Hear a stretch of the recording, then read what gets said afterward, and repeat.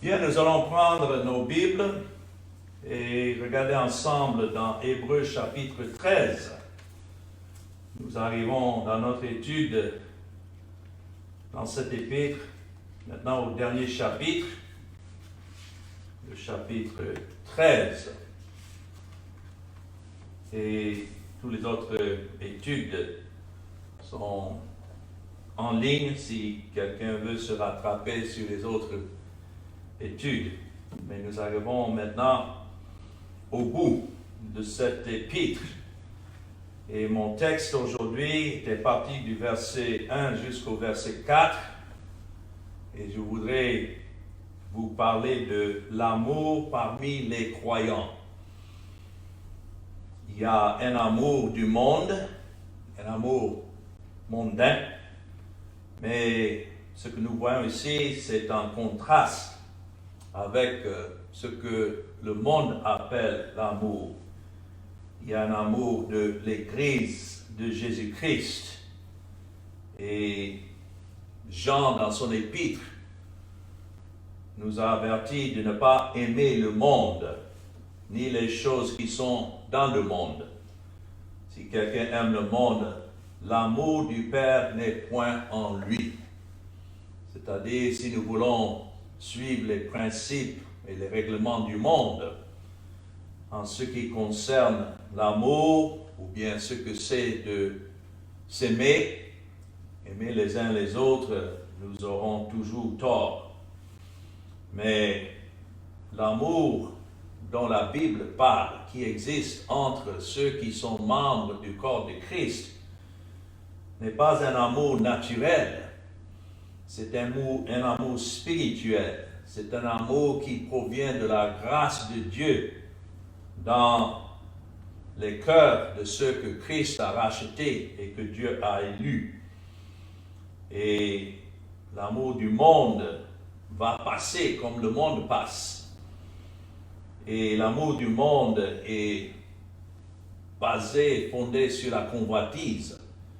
S'il y a des gens qui s'attendent dans le monde et ils appellent ça l'amour, même dans un foyer.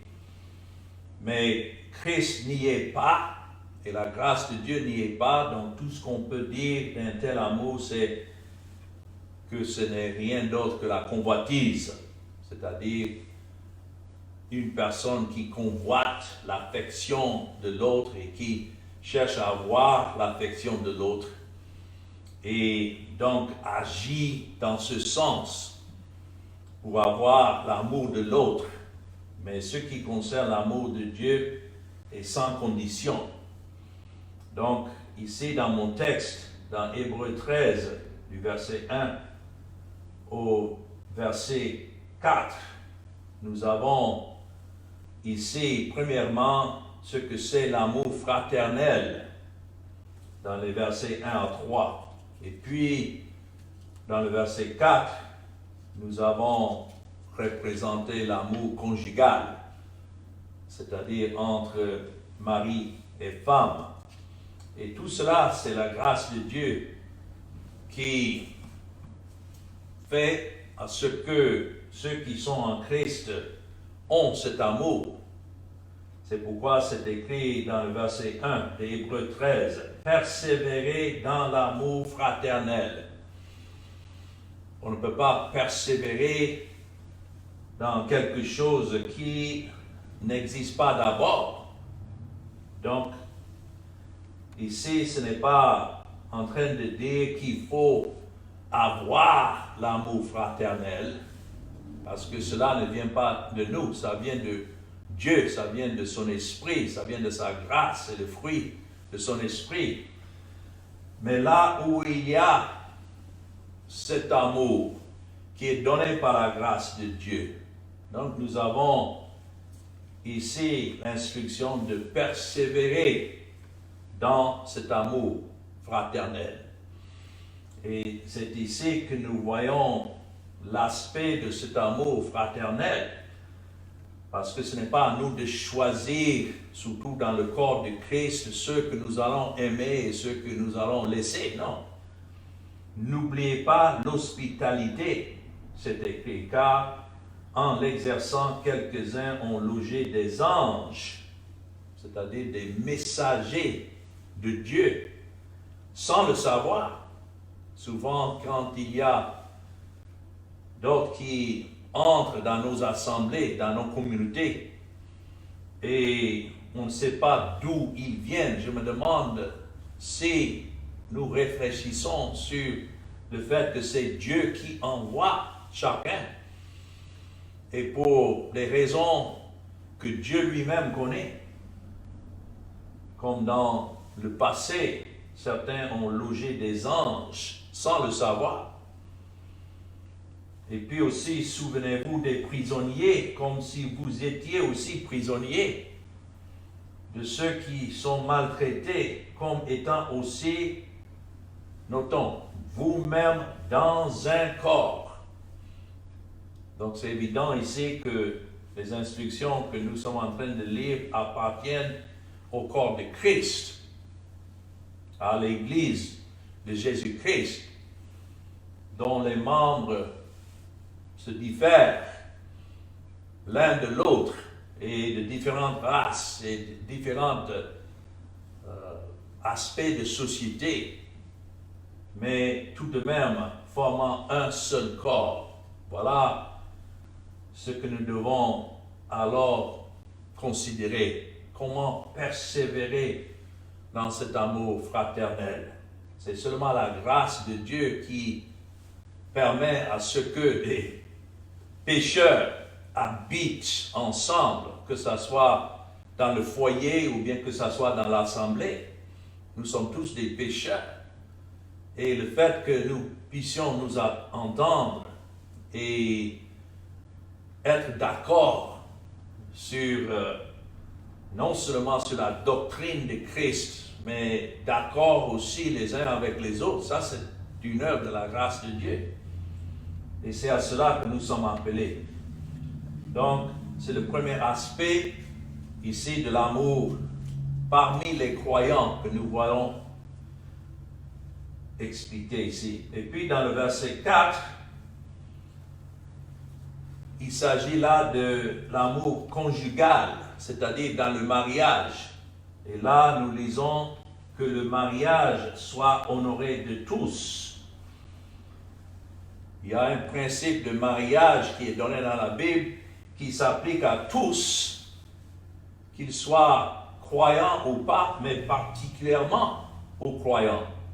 Pourquoi? Parce que le mariage représente l'union qui existe entre Christ et son Église. Christ étant l'époux et l'Église l'épouse. Donc, que le mariage soit honoré pour cette raison. Cela remonte jusqu'à Adam et Ève. La définition du mariage qui est donnée en Genèse chapitre 2, où la femme devait quitter ses parents et l'homme ses parents et s'attacher à la femme, et les deux deviennent une seule chair. Ça, c'est la définition du mariage qui existe depuis le début. Mais nous voyons que dans le monde, de plus en plus, le mariage n'est pas considéré.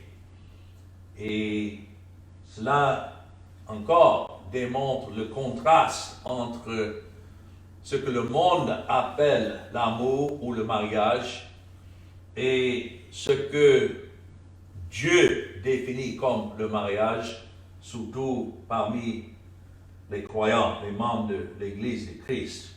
Donc que le mariage soit honoré de tous et le lit conjugal exempt de souillure, car Dieu jugera les impudiques et les adultères. Je dirais que si ce n'était la grâce de Dieu et le sang versé du Seigneur Jésus-Christ, on devait tous être considérés et jugés comme impudiques et adultères. Parce que nous sommes impudiques et adultères de nature, mais qu'est-ce qui nous lave du péché? D'où est notre salut pour que nous ne soyons pas jugés avec le reste? je dois dire, c'est uniquement la croix, c'est uniquement le sang du Seigneur Jésus-Christ. Et pour sa gloire et son honneur, donc nous dirigeons nos pas dans cet amour qu'il nous donne, que ce soit dans l'Église, avec les autres membres de l'Église, ou bien que ce soit même dans notre foyer. Donc revenons ici dans les versets 1 à 3 pour considérer, pendant le temps que nous avons, l'amour fraternel, où l'auteur écrit ici que l'amour fraternel continue. Voilà le sens de ce mot persévérer, que ce que Dieu a débuté en donnant cet amour, nous l'aimons parce qu'il nous a aimés le premier. Et c'est aussi vrai en ce qui concerne notre amour les uns pour les autres. Tout cela remonte à Dieu. Donc, que cet amour fraternel que Dieu lui-même a initié continue. L'écrivain ici utilise un mot grec ancien. Et en grec, c'est le mot Philadelphie. Nous avons une ville nommée ainsi ici aux États-Unis, Philadelphie. Mais je dois dire que c'est loin d'être une ville d'amour. Il y a beaucoup de crimes et beaucoup de dégâts dans cette ville, mais quand même, quelqu'un qui a nommé cette ville avait en vue l'idée que les gens pouvaient se réunir et vivre en harmonie. Voilà le but de nos politiciens, voilà le but de beaucoup de prédicateurs, à ce que tout le monde puisse s'entendre. Mais c'est un mot spécial. Ici, ça suppose qu'il y a déjà un amour fraternel, surtout parmi ceux qui sont enfants de Dieu par sa grâce. Et donc, l'appel ici, c'est simplement de continuer dans cette voie d'amour. Dans Éphésiens chapitre 4 et le verset 3, voilà les instructions que nous recevons de la part de l'apôtre Paul. Et surtout, cette épître aux Éphésiens est écrite aux païens, ceux qui n'étaient pas éduqués ou qui n'ont pas grandi comme des Juifs sous la loi. Et il faut savoir qu'au fur et à mesure que Dieu faisait entrer des gentils, des païens dans l'assemblée, de plus en plus il y avait des conflits, surtout entre les races, juifs et grecs. Donc c'est pour ça qu'il donne ces instructions, et c'est bien pour nous aussi, parce que dans l'assemblée, surtout dans l'Église de Christ et son corps, les membres proviennent de différents arrière-plans et races et niveaux dans la société. Mais si Christ a payé leur dette, a versé son sang pour ceux-là, donc il n'y a pas de différence en ce qui concerne notre état devant Dieu, et c'est cet amour et cette unité qui est en Christ déjà que nous devons conserver, comme Paul dit ici dans Éphésiens chapitre 4, commençons dans le verset 1. Je vous exhorte donc, moi, le prisonnier dans le Seigneur, à marcher d'une manière digne de la vocation qui vous a été adressée, en toute humilité et douceur, avec patience, vous supportant les uns les autres avec charité. Voilà le mot amour. Vous efforçant.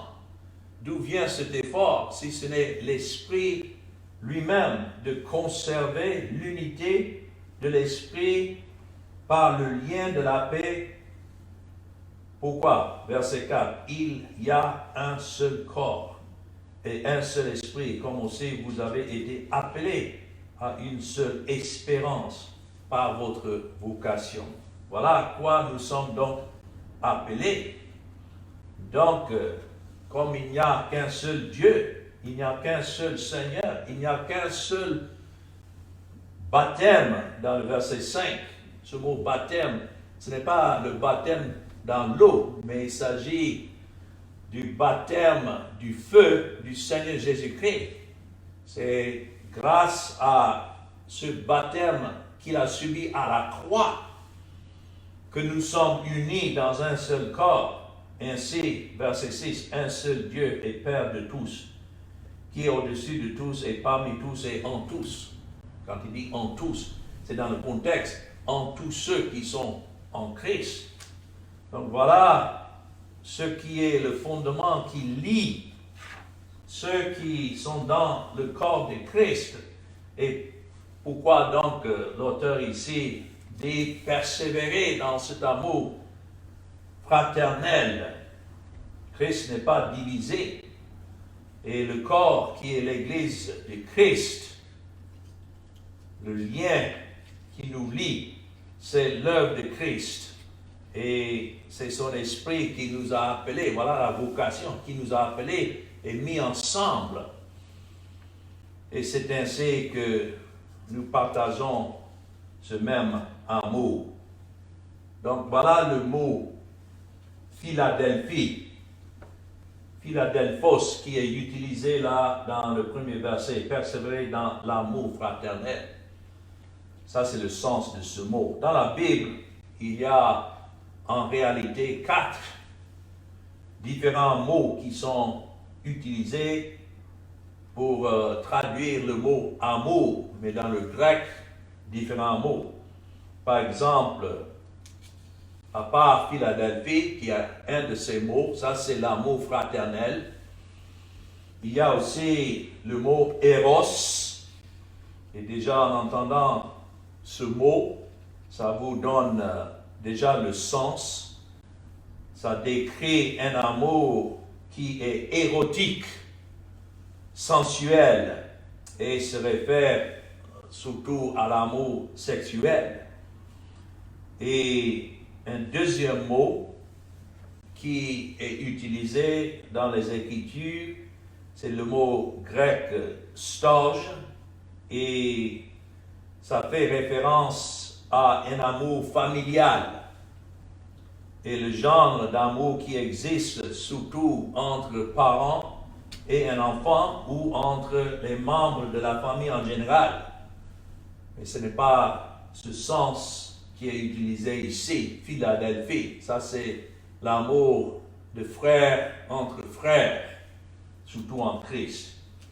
Et peut-être le quatrième mot dont nous sommes plus habitués, c'est le mot agapé.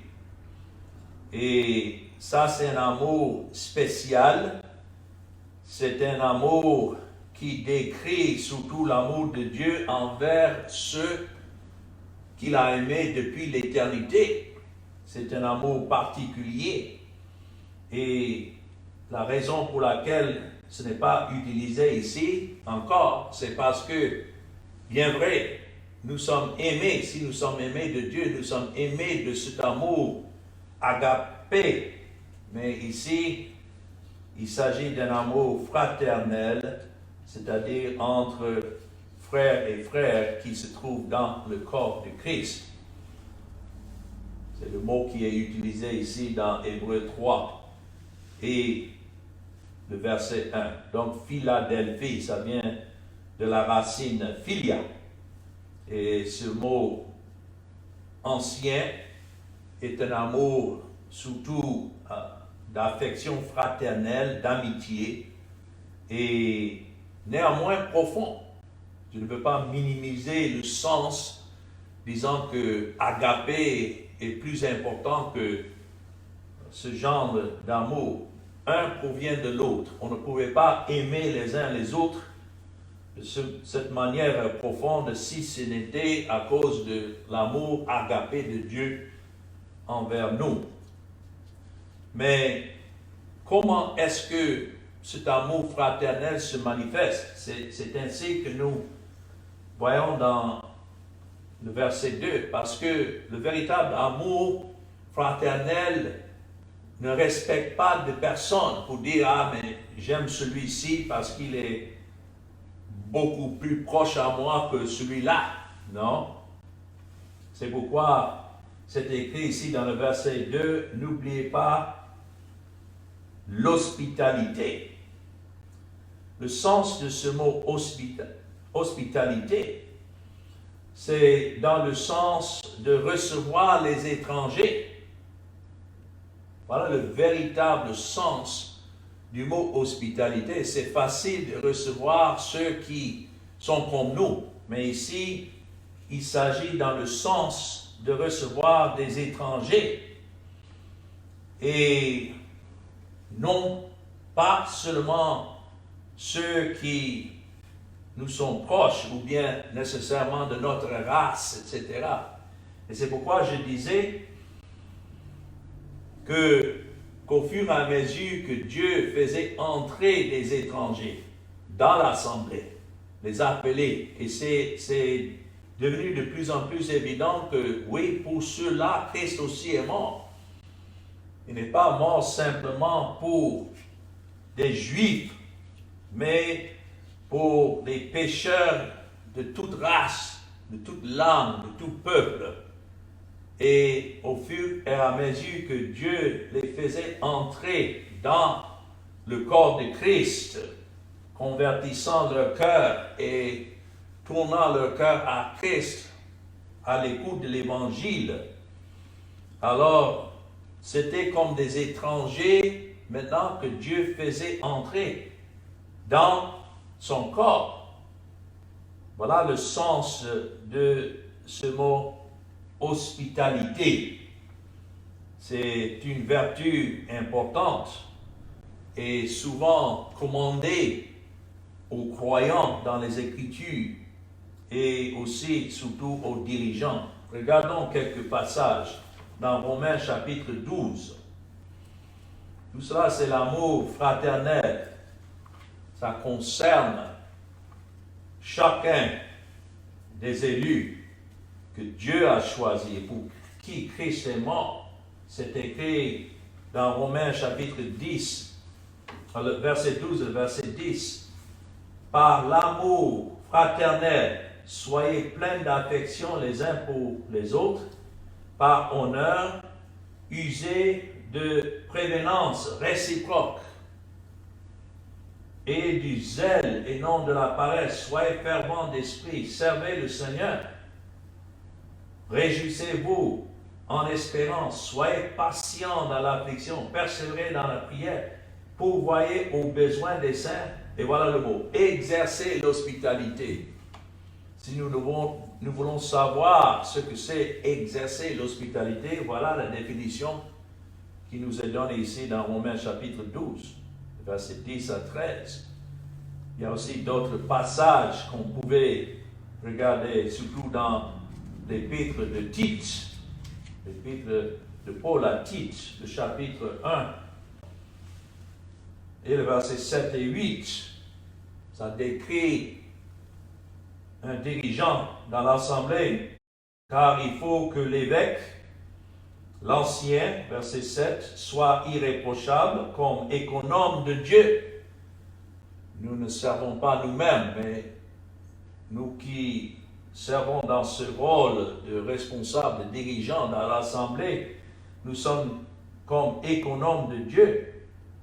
Donc pour ça, qu'il ne soit ni arrogant, ni colère, ni adonné au vin, ni violent, ni porte un gain déshonnête, mais qu'il soit quoi? Hospitalier, ami des gens de bien, modéré, juste, saint, tempérant, attaché à la vraie parole telle qu'elle a été enseignée, afin d'être capable d'exhorter selon la sainte doctrine et de réfuter les contradicteurs. Alors voilà le sens d'être hospitalier. Nous ne devons pas alors oublier de divertir des étrangers.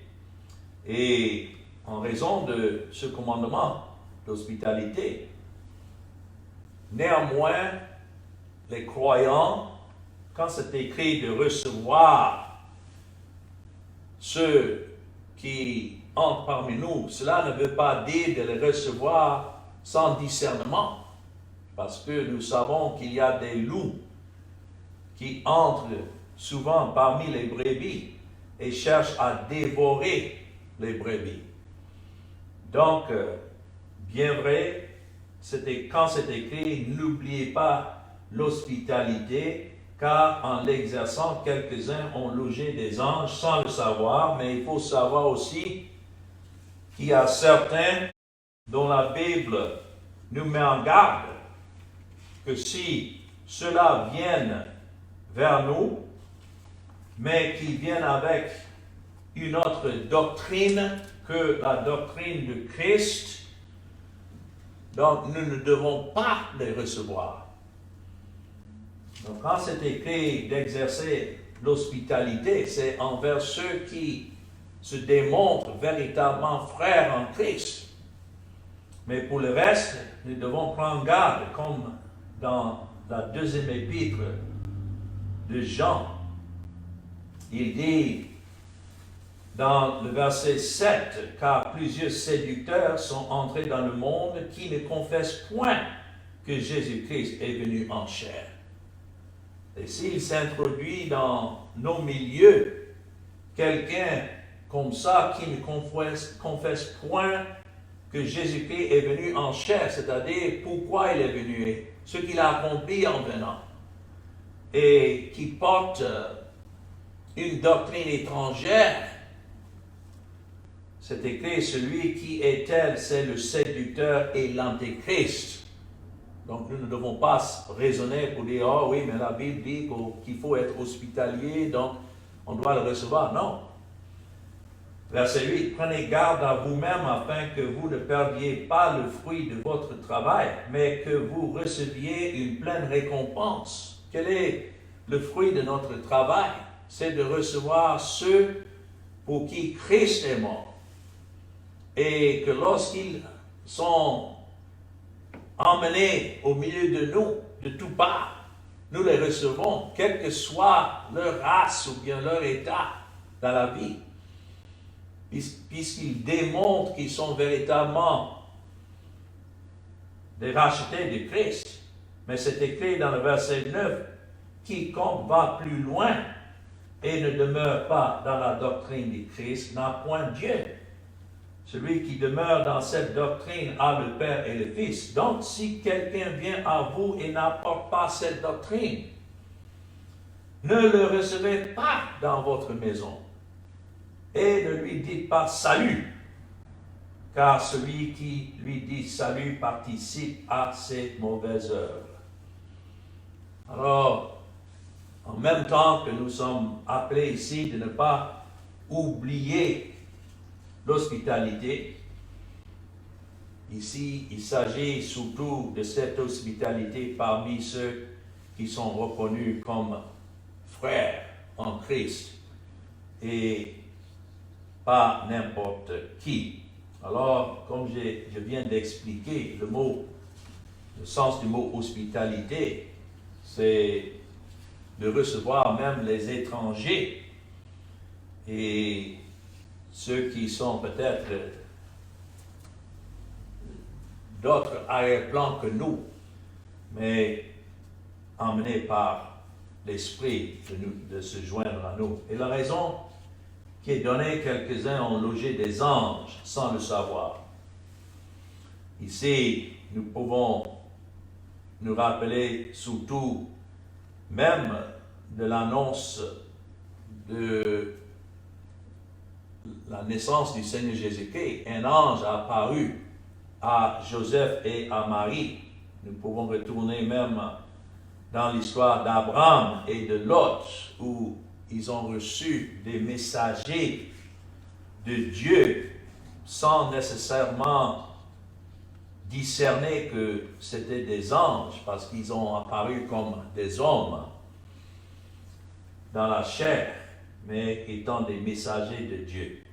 Pour moi, je comprends cela dans le sens du mot ange qui signifie messager. Quelle que soit la personne devant qui nous sommes. Nous ne savons pas peut-être qui ils sont, mais nous savons que Dieu envoie toute personne et fait que notre chemin se croise avec tous ceux avec qui nous nous entraînons dans cette vie. Donc nous devons savoir que c'est Dieu qui dirige nos pas en toutes choses. Et donc nous devons recevoir ce que Dieu emmène envers nous. Et comme c'est écrit, quelques-uns ont logé des anges.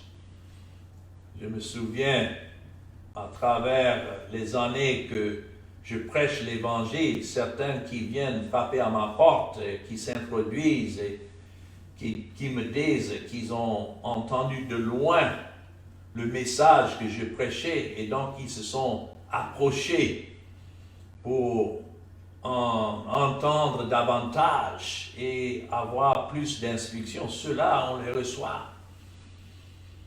jusqu'à ce qu'ils soient prouvés peut-être qu'ils ont d'autres intentions, parce que il faut savoir que dans les ministères, on doit traiter avec des gens de toutes sortes d'intentions, de mobiles. Mais là, il y a des élus même que Dieu emmène vers nous afin que nous les recevions.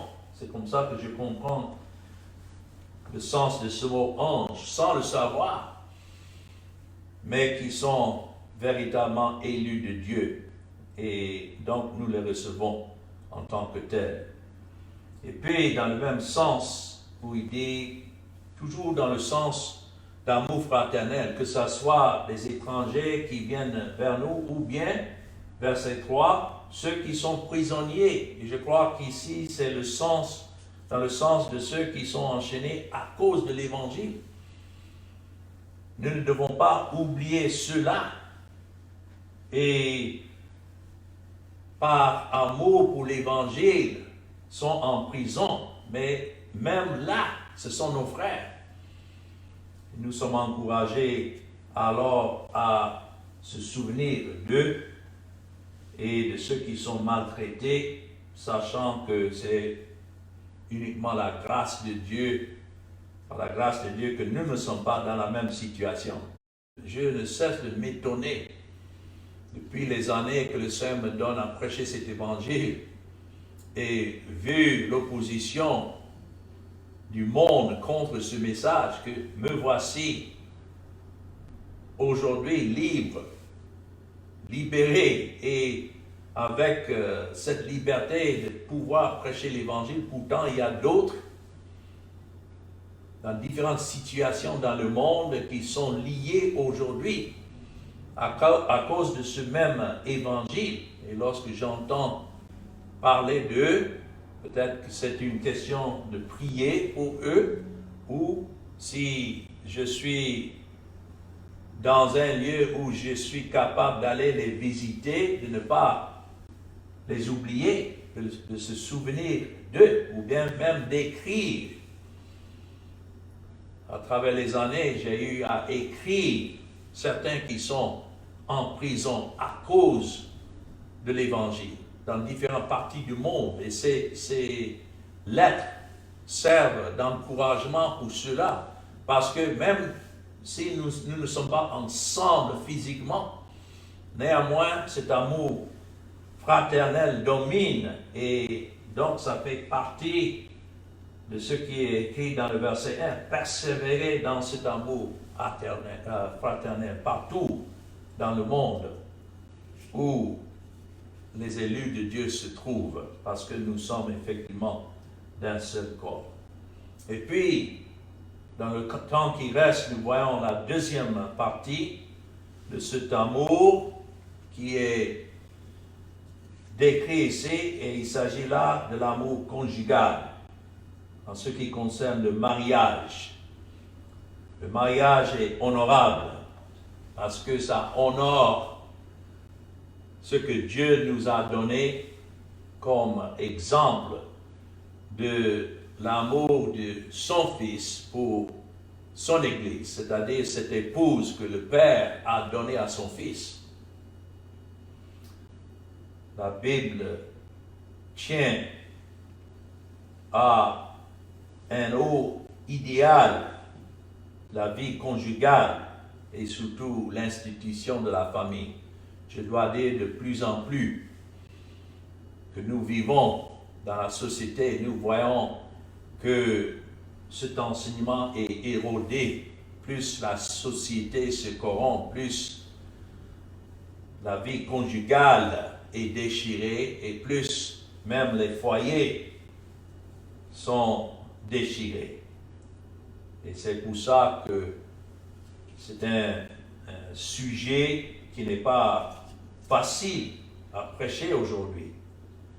Parce que partout dans le monde, l'idée qu'un homme va prendre une femme et rester attaché à cette femme durant toute sa vie est moins en moins connue. Le divorce domine. Je ne sais pas ce que c'est ailleurs dans le monde, mais je sais qu'ici aux États-Unis, 75% de mariages finissent en divorce. Parce que d'un côté, quand ça débute, le mari dit à la femme, oh, je t'aime, mais après un certain temps, voilà, je ne t'aime plus. Ça, ce n'est pas l'amour. Ce n'est pas comme ça que Dieu agit envers nous en tant que pécheurs qu'il a rachetés. Il ne divorce jamais un de ceux-là pour qui Christ a payé la dette. Donc, le mariage doit être honoré. Le mariage est honorable entre tous. Et quoique ça devient de moins en moins vrai dans la société, dans son ensemble, néanmoins dans l'assemblée,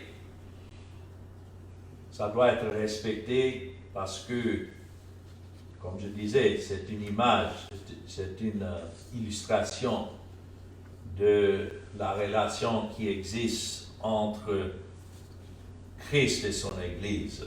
Je dois dire que malheureusement, de plus en plus, le mariage est déshonoré de nos jours, même par sa définition. On veut définir le mariage aujourd'hui comme une union entre deux personnes, mais ces deux personnes peuvent être deux femmes, ou bien ces deux personnes peuvent être deux hommes, et on appelle ça le mariage. Non. Peut-être c'est un lien civil qui, selon la loi, de plus en plus est approuvé, mais selon la Bible, le mariage a toujours eu lieu entre un homme et une femme, comme c'est décrit dans Genèse chapitre 2. Si vous voulez une bonne définition du mariage, il suffit d'aller dans Genèse chapitre 2, parce que quels que soient les changements des temps, cette définition n'a jamais changé. C'est écrit dans le verset 24 de Genèse 2. C'est pourquoi l'homme quittera son père et sa mère et s'attachera à sa femme, et ils deviendront une seule chair. C'est ce que Christ a fait en quittant son père pour venir sur cette terre et payer la dette pour cette femme que le Père lui a donnée. Et c'est ainsi que l'Esprit maintenant attire chacun pour qui Christ est mort, qui fait partie de ce corps qu'on appelle son épouse. Et les deux sont devenus une seule chair, unis en Christ. Voilà la définition du mariage. Et voilà pourquoi ça doit être respecté et honoré. Et donc, c'est pourquoi nous sommes avertis de garder le lit conjugal exempt de souillure. Je sais que dans ce contexte aussi, plus les païens entraient dans l'assemblée, les païens emmenaient avec eux des habitudes qui n'existaient pas nécessairement parmi les Juifs. Et l'auteur ici est en train d'encourager ceux-là à ne pas suivre les habitudes dans lesquelles ils vivaient, où tout était permis en ce qui concerne l'impudicité ou adultère. Mais que dans l'Église, maintenant, il devait avoir ce respect pour l'amour entre le mari et sa femme, et que le lit conjugal soit exempt de souillure, c'est-à-dire ne pas emmener n'importe quelle femme ou homme dans ce lit, comme les impudiques ou les adultères font dans le monde. Nous voyons ça dans la société, mais non pas dans ce que la Bible appelle le mariage. Donc, nous avons besoin de cet enseignement, surtout dans Éphésiens chapitre 5. Encore un exemple du mariage biblique. C'est écrit ici dans le verset 21 de Éphésiens 5, vous soumettant les uns aux autres dans la crainte de Christ. Femmes, soyez soumises à vos maris comme au Seigneur, car le mari est le chef de la femme, comme Christ est le chef de l'Église, qui est son corps et dont il est le sauveur. Or, de même que l'Église est soumise à Christ, les femmes aussi doivent l'être à leur mari en toutes choses. Marie, aimez vos femmes comme Christ a aimé l'Église et s'est livré lui-même pour elle. Souvent dans les conflits, la femme va dire, non, mais il faut dire à mon mari qu'il doit m'aimer comme Christ a aimé l'Église. Et le mari va réagir pour dire, non, mais il faut dire à la femme qu'elle doit être soumise, comme si il va imposer la soumission. Non, tout est réglé par l'amour.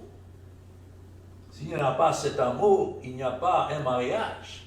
Le mariage n'est pas simplement ce qui est écrit sur un certificat de mariage. Non, c'est dans le cœur, où deux sont unis dans le cœur. Et donc, voilà pourquoi le mariage doit être honoré. Je sais qu'il y a certaines situations qui sont difficiles, parce que le péché a tout confondu en ce qui concerne les relations entre les maris et les femmes et maris, et même dans l'assemblée. Pourquoi il y a des conflits? C'est à cause du péché qui existe dans le cœur. Mais néanmoins, en tout cela, nous sommes appelés à persévérer dans l'amour fraternel. Non seulement dans l'assemblée, mais aussi dans nos foyers, honorer le mariage tel que Dieu l'a établi dans les Écritures. Et toujours regarder à Dieu de nouveau pour sa grâce. Comme je disais, ça prend la grâce de Dieu pour les pécheurs de vivre ensemble, que ce soit dans l'assemblée ou bien que ce soit dans le foyer. Mais ce qui est sûr, c'est toujours la grâce de Dieu qui prédomine et qui nous empêche de dévier de ce qui est clairement enseigné dans sa parole. Alors que le nom du Seigneur soit béni. Amen.